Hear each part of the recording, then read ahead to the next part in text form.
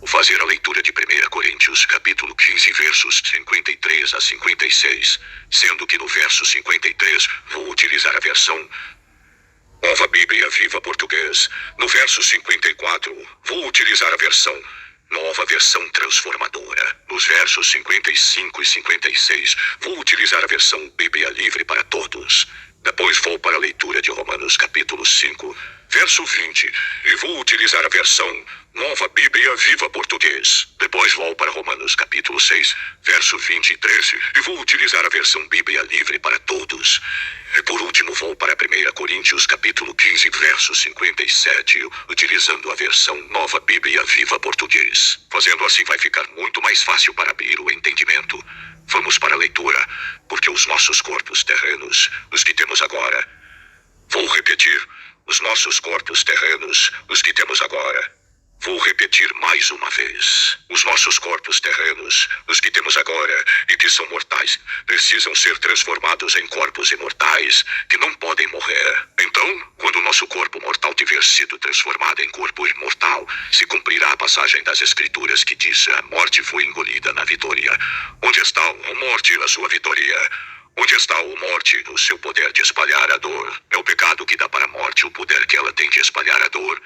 Vou repetir. É o pecado que dá para a morte o poder que ela tem de espalhar a dor. Vou repetir mais uma vez. É o pecado que dá para a morte o poder que ela tem de espalhar a dor. E o poder do pecado é dado pela lei. A lei foi dada a fim de que todos pudessem perceber os seus pecados. Entretanto, onde o pecado surgiu em excesso, a graça foi ainda mais abundante. Porque o salário do pecado é a morte, mas o presente de Deus, que nada cobra em troca, é a vida eterna, por meio de Cristo Jesus, o nosso Senhor. Como agradecemos a Deus por tudo isso. É Ele quem nos faz vitoriosos por meio de Jesus Cristo, nosso Senhor. Agora vou mostrar como é que funciona a graça de Deus em Romanos capítulo 8, versos 28 até o verso 30. Vou utilizar a versão Bíblia Livre para Todos.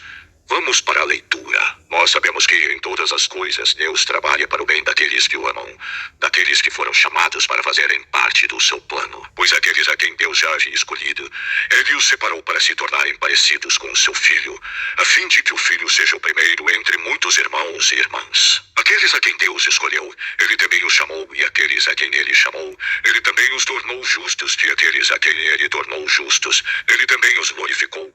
Portanto, preste muita atenção.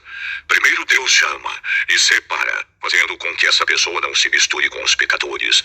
Depois Ele faz com que essa pessoa seja justa por intermédio do seu Filho, nosso Senhor.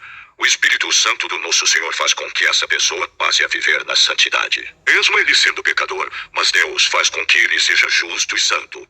Isso, Ele glorifica essa pessoa, refletindo a luz de